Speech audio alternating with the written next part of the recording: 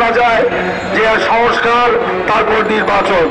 আমরা বলতে চাই যে বাংলাদেশের ছাত্র জনতার যে আকাঙ্ক্ষা একটি গণতন্ত্র রাষ্ট্র, গণতান্ত্রিক সরকার, অবশ্যই আমরা সংস্কার চাই, কিন্তু সংস্কারের নামে দীর্ঘ সময় ব্যয় করে বাংলাদেশের মানুষের আকাঙ্ক্ষাকে ধূলিসাৎ করা যাবে না।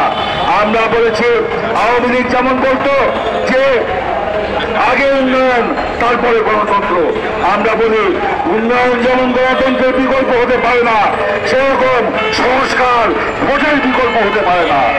ভোট অবশ্যই হতে হবে।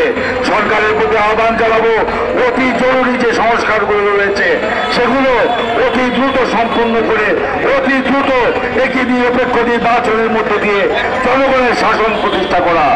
আমি ব্যর্থহীন করতে বলতে চাই যে শেখ হাসিনা গত 15 বছর যেভাবে কর্তৃত্ববাদী শাসন কায়েম করেছিল ভোট ছাড়াই, জনগণকে ছাড়াই, সেটা অবশ্যই পরিবর্তন করতে হবে। আমি বলতে চাই ভোটের মাধ্যমে নির্বাচিতদের শাসন প্রতিষ্ঠার মাধ্যমে গণতন্ত্র কায়েম করাই হচ্ছে বাংলাদেশের রাষ্ট্রের সবচেয়ে বড় সংস্কার। এই সবচেয়ে বড় সংস্কারকে অগ্রাধিকার দিয়ে আমাদেরকে সে পথে যেতে হবে।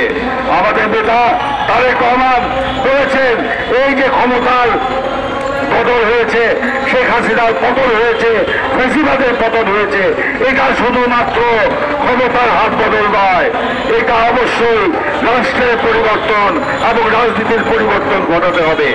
আমি সেই জন্য সকলকে সতর্ক থাকার আহ্বান জানিয়ে রাষ্ট্রের পরিবর্তন, রাজনীতির পরিবর্তনের জন্য মানসিকভাবে সকলকে প্রস্তুতি দেওয়ার আহ্বান জানিয়ে তারেক রহমানের নেতৃত্বে আমরা আবার বাংলাদেশে গণতন্ত্র প্রতিষ্ঠা করব সেই প্রত্যয় ব্যক্ত করে অবিলম্বে শেখ হাসিনাকে বাংলাদেশে ফিরিয়ে এনে বিচারের মুখোমুখি করার দাবি জানিয়ে আমি আমার বক্তব্য শেষ করছি।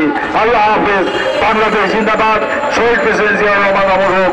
দেশ থেকে বেগম খালেদা জিয়া দীর্ঘজীবন। তারেক রহমান জিন্দাবাদ। দেশ বাঁচাও মানুষ বাঁচাও আন্দোলন জিন্দাবাদ।